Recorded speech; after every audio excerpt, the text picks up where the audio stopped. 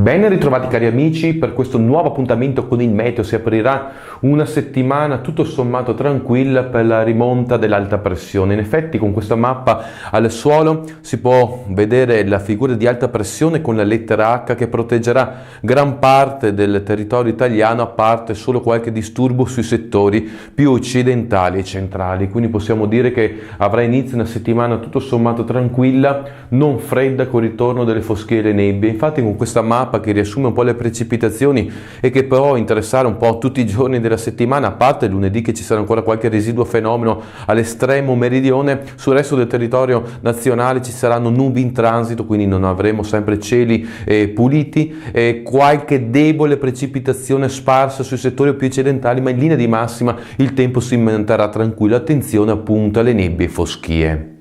In linea di massima quindi avremo una settimana tranquilla, attenzione, ribadisco, alle nebbie e alle foschie sui settori padani e sulle vallate interne, ma per quanto riguarda il freddo sembra ancora lontano. Per ora è tutto, ci sentiamo nel prossimo appuntamento.